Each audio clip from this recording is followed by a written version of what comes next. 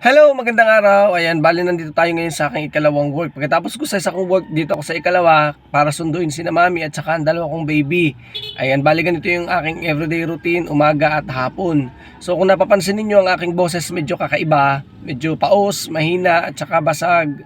Ganun, mahina ang boses ko kasi nga halos ilang araw na akong nilalagnat tsaka masakit ang aking lalamunan. Nung Monday actually talagang nilalagnat ako.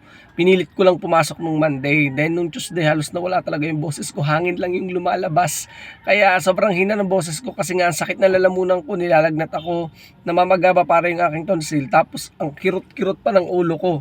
Hanggang ngayon, ayan, medyo bumabalik na kasi umiinom ako ng gamot.